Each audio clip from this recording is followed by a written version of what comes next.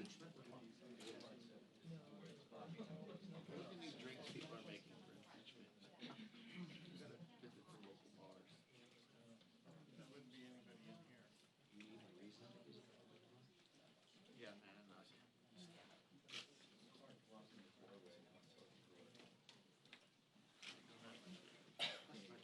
Buddy, he moved out of town. I'll be in sitting around on Sunday, wait for Sunday. I'm like, you know, Myrtle Beach. Is there many? I like the garbage.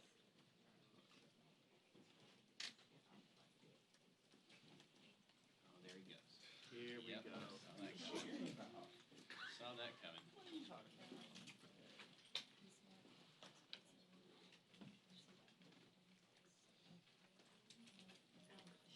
I think we should. I wasn't sorry. No, that's an Ernst.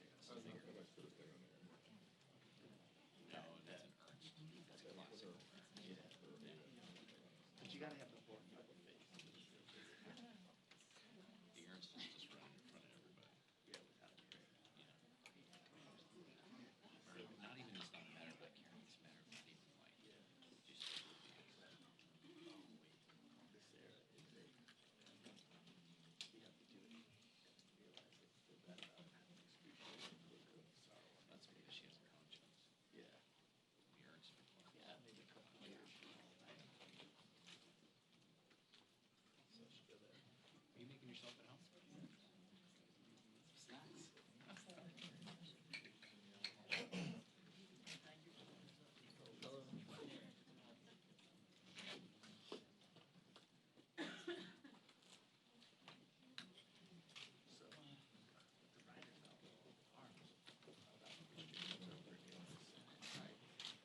against the Senate, right? We just rolled over and said, oh, okay. Hang on, Scotty, hang on. One second. All right, there you go, buddy. There you go. So what you said, do is laugh. Dave, where's your man? Second. Thank you. Can't say. Come on. How many? Yes, thank you. I'm sending it. 25. Must be an even number though. I say six. Six,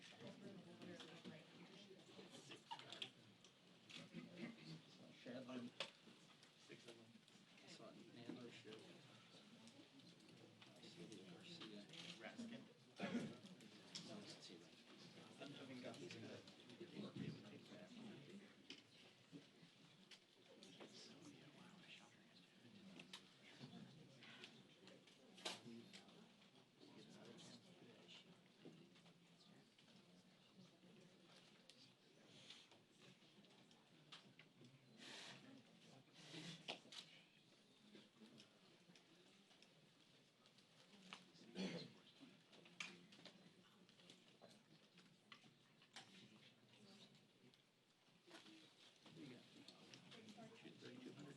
Yes, sir.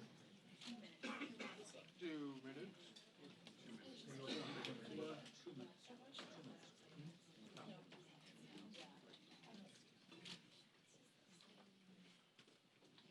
Yeah, I'm almost exactly that.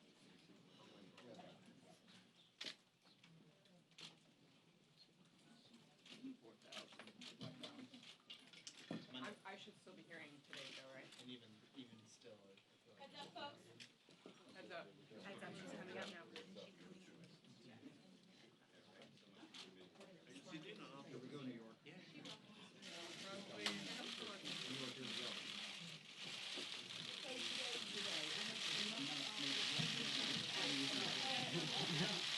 Here they come.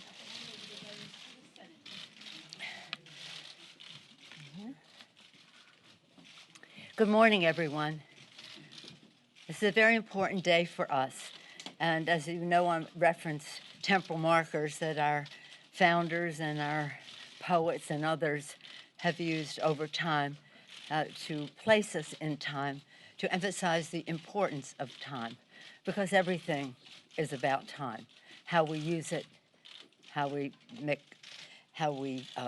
mark it, and today is an important day because today is the day that we name the managers, we go to the floor, to pass the resolution to transmit the articles of impeachment to the Senate, and later in the day, when we have our engrossment, that we march those articles of impeachment to the United States Senate. As I've said, it's always been our founders, when they started, when in the course of human events it becomes necessary, when. Abraham Lincoln, 7 years ago. Thomas Paine, these are the times that try men's souls, the times have found us. Again and again, even our poets, Longfellow. Remember, listen, my children, and you will hear of the midnight ride of Paul Revere on the 18th of April in 75. Hardly a man is now alive that remembers that famous day and year. It's always about marking history using time. On December 18th, the House of Representatives impeached the President of the United States, an impeachment that will last forever. Since December 18th, there have been comments about when are we going to send the articles over. Well, we had hoped that the courtesy would be extended, that we would have seen what the process would be in the Senate. Short of that, that time has revealed many things since then. Time has been our friend in all of this because it has yielded incriminating evidence, more truth into the public domain.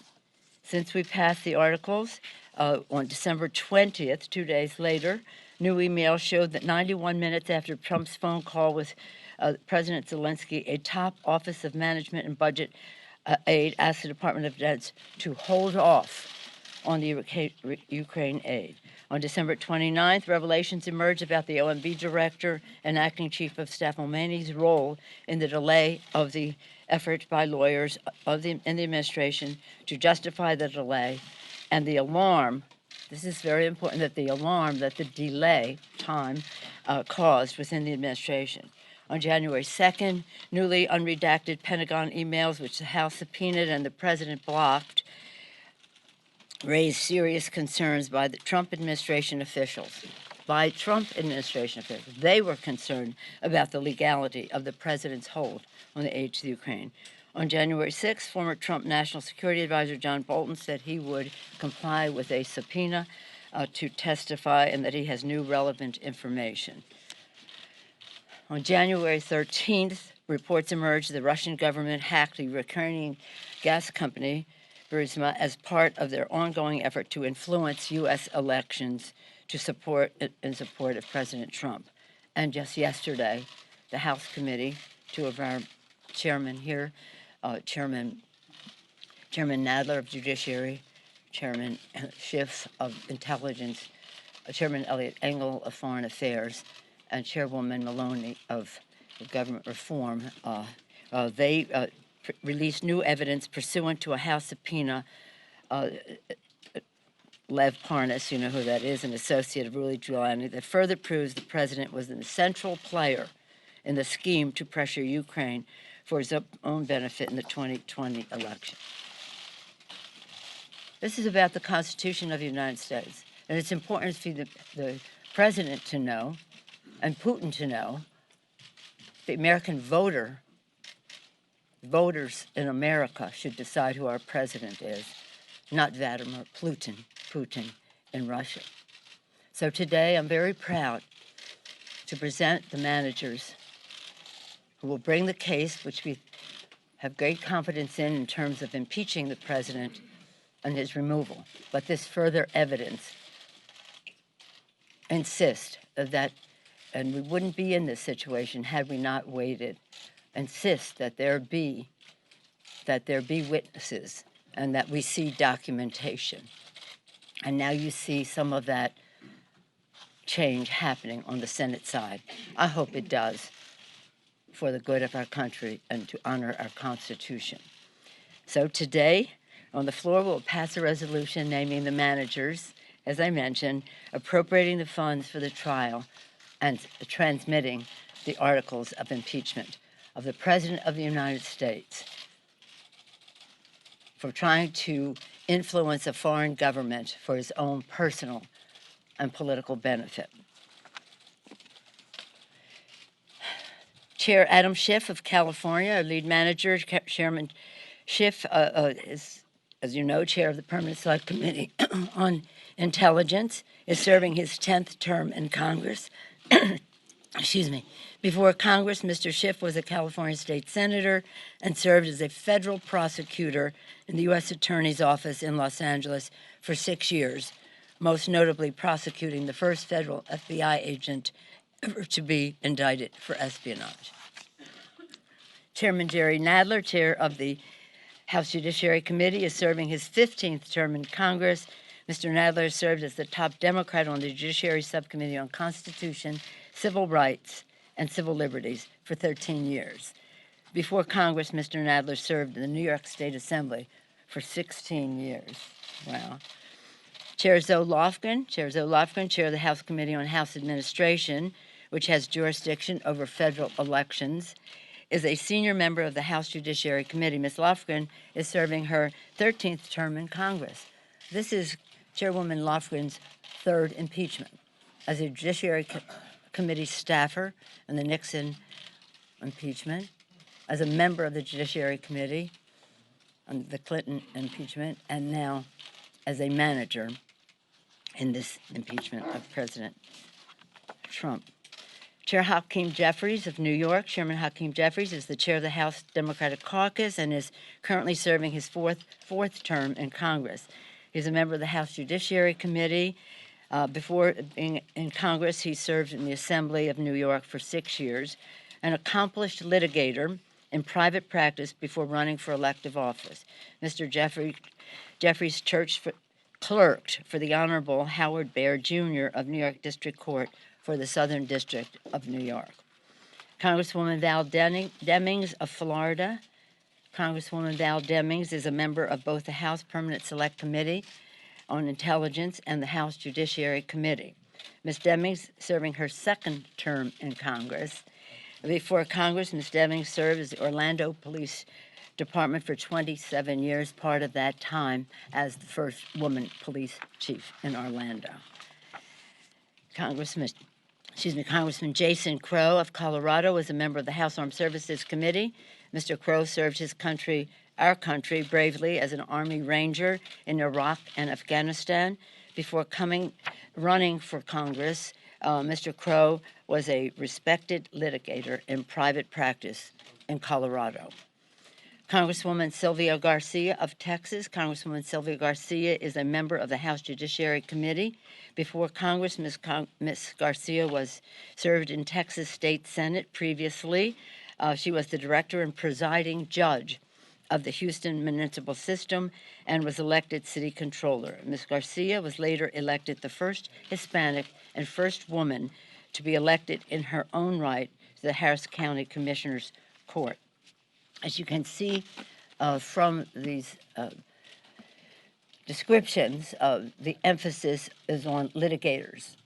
The emphasis is on comfort level in the courtroom. The emphasis is making the strongest possible case to protect and defend our Constitution, to seek the truth for the American people. I'm very proud and honored that these 7 members, distinguished members, have accepted this serious responsibility, again, to protect and defend for the people, defending our democracy. When we leave here, a little bit later, at noon, we'll go to the floor and pass the resolution naming the managers officially.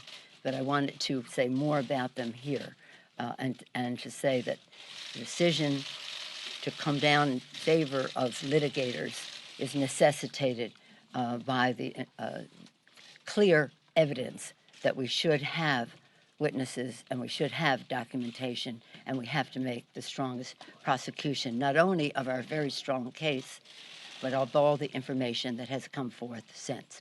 We're going to take a few questions. Speaker Pelosi. Yes, sir. If time has only strengthened your case, why did you rush to have a vote before Christmas? And, Mr. Chairman, why hold only public hearings for just 2 weeks? Well, couldn't you stretch this out longer in order to get this more information that you considered as only bolstered your case? Well, I'll yield to the distinguished chairman, but I will say that we had a strong case for impeachment of the president and removal for the president. Anything more would be in terms of where we go in the Senate. And I'll yield to the chairman. We've always felt a certain urgency about this impeachment, given that the president was trying to get foreign help in cheating in the next election. But as soon as we did take up and pass the articles, Mitch McConnell made it clear that he didn't want a trial in the Senate, that he didn't want to hear from witnesses, that he didn't want documents. And this time has given us the ability to show the American people the necessity of a fair trial, to expose the degree to which McConnell is working hand in hand with the subject of the impeachment, the president, to essentially turn what should be a trial into a sham. And that time has been, I think, very effective in not only bringing new evidence to light, and the evidence was already overwhelming, but also forcing senators to go on record.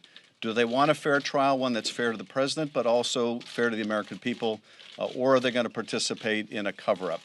So I think it's been very effective, and as you've seen, additional evidence continues to come to light that not only has bolstered an already overwhelming case, but has also put additional pressure, I think, on the Senate to conduct a fair trial.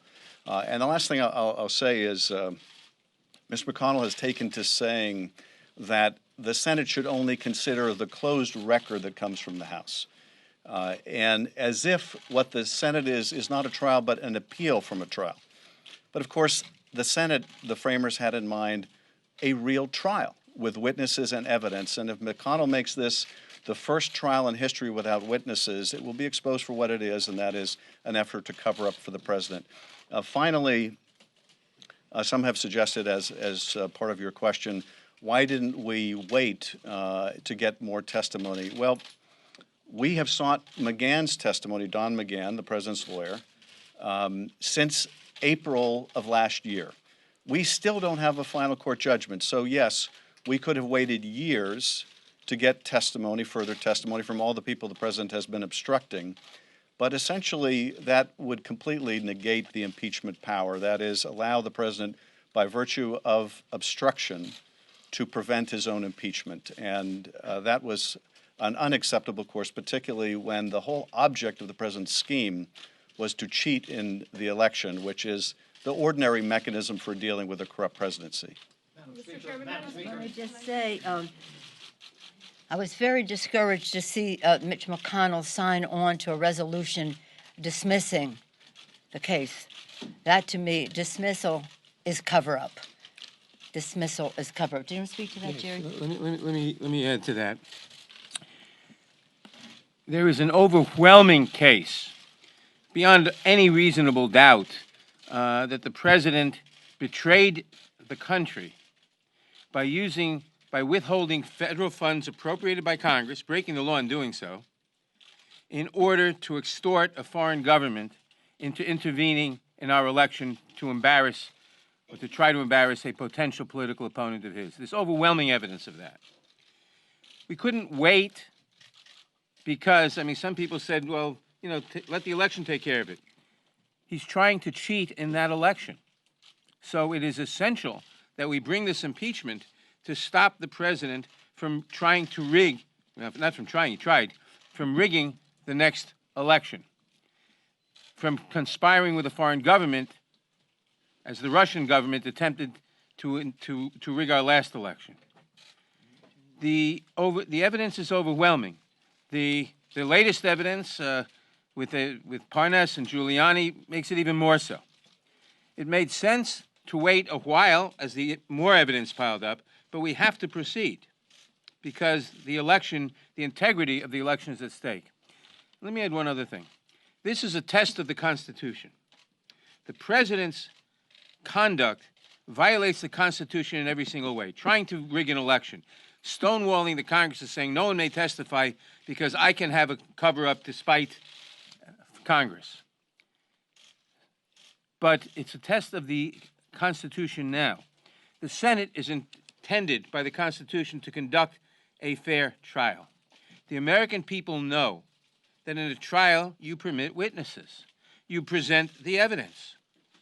If the Senate doesn't permit the introduction of all relevant witnesses and of all documents that the House wants to introduce, because the House is the prosecutor here, then the Senate is engaging in an unconstitutional and disgusting cover-up.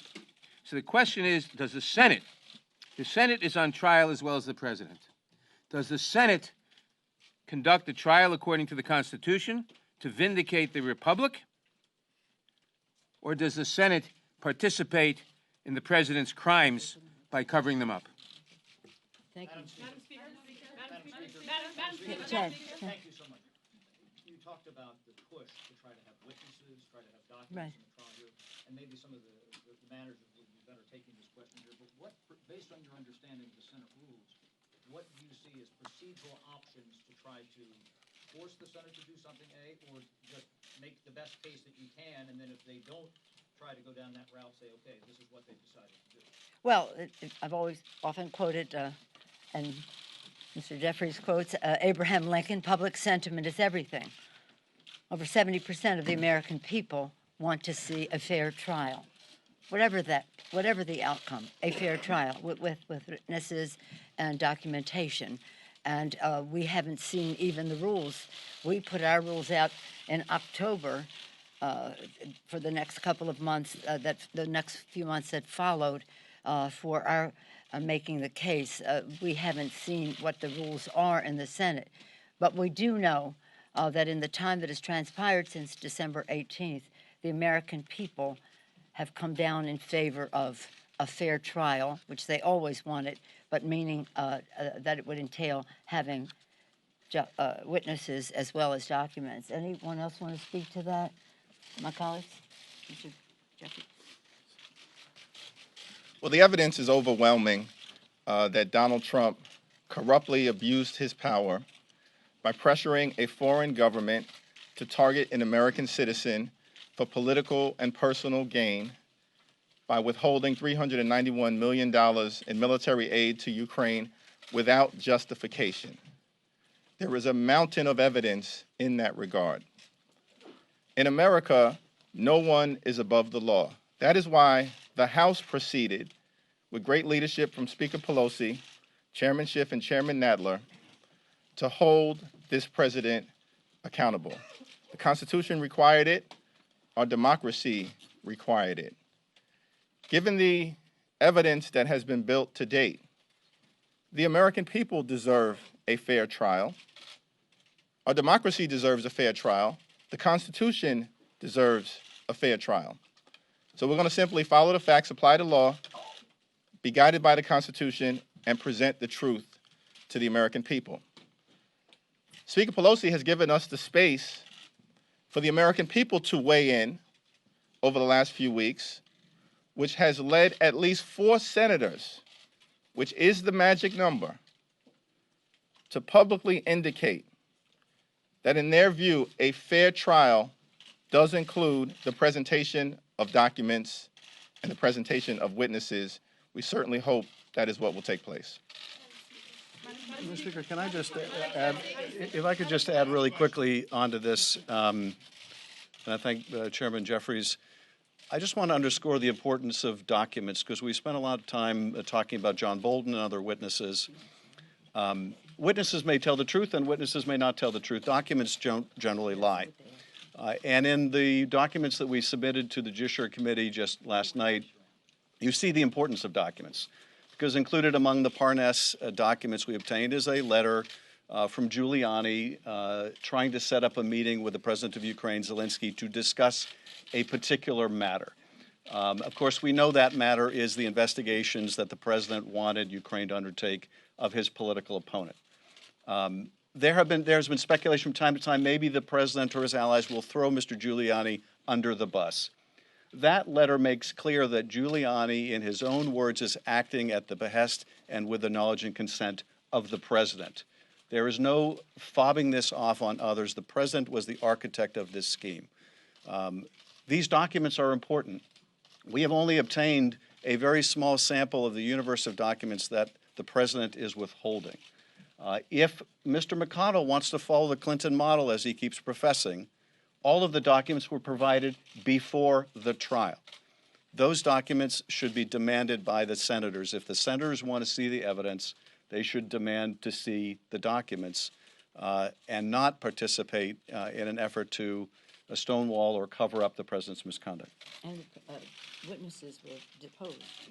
Yes, as the Speaker mentions, the other, of course, profound distinction between now and the Clinton case is that the witnesses that the House managers sought in the Clinton trial had already testified. Their testimony was known. So the question for the senators then was, do we want to hear them again? And there was another question not present here, which is, do we really want to hear witnesses talking about sex on the Senate floor? That's not the issue before us. The issue here is, does the Senate want to hear from witnesses who have never testified? People who, like other witnesses, have firsthand information. And unless the president is willing to concede everything the House has alleged, these witnesses are very pertinent and relevant. And so this is another profound distinction between the Clinton investigation and trial and where we are today. Madam Speaker, having witnesses for the prosecution opens up potentially having witnesses for the defense, and Republicans have suggested they would like to call Hunter Biden. Are you, the managers, prepared for that? Would you like to speak to that? Let me say, we are prepared, but the relevant question is relevance. Is relevance. In any trial, you call witnesses who have information about the allegations, about the charges. The allegations, for which there's a mountain of evidence, are that the president betrayed his country by trying to extort Ukraine by withholding $391 million in military aid that Congress had voted in order to get Ukraine to announce an investigation of a domestic political opponent. That's the allegation. Any witness who has information about whether that is true or not true is a relevant witness. Anybody like Hunter Biden who has no information about any of that is not a relevant witness. Any trial judge in this country would rule such a witness as irrelevant and inadmissible. If someone is accused of robbing a bank, witnesses who say we saw him run into the bank or we saw him someplace else are relevant. A witness who says he committed forgery on some other document is not relevant to the bank robbery charge. That's the distinction. But let me just say that what is at stake here is the Constitution of the United States. This is what an impeachment is about. The president violated his oath of office, undermined our national security, jeopardized the integrity of our elections, tried to use the appropriations process as his private ATM machine to grant or withhold funds granted by Congress in order to advance his personal and political advantage. That is what the senators should be looking into. This is a president who said the Second Amendment, the Article 2, says that I can do whatever I want. It does not. He's undermining a system, the beautiful, exquisite, brilliant genius of the Constitution, the separation of powers, by granting to himself the powers of a monarch, which is exactly what Benjamin Franklin said we didn't have, a republic, if we can keep it. So this is a very serious matter, and we take it to heart in a really solemn way, in a very solemn way. It's about the Constitution. It's about the republic, if we can keep it. And they shouldn't be frivolous with the Constitution of the United States, even though the President of the United States has. The President is not above the law. He will be held accountable. He has been held accountable. He has been impeached. He's been impeached forever. They can never erase that. I'm very proud of the managers that we have. I believe that they bring to this case in the United States Senate great patriotism, great respect for the Constitution of the United States, great comfort level in a courtroom, great commitment, again, to the Constitution. Jerry being the chair of that Constitutional Subcommittee for 13 years, Zoe being involved in 3 impeachments, and the others bringing their intellectual resources and their knowledge to all of this. So I thank them for accepting this responsibility. I wish them well. It's going to be a very big commitment of time, but I don't think we could be better served than by the patriotism and dedication of the managers that I am naming here this morning. Thank you all very much.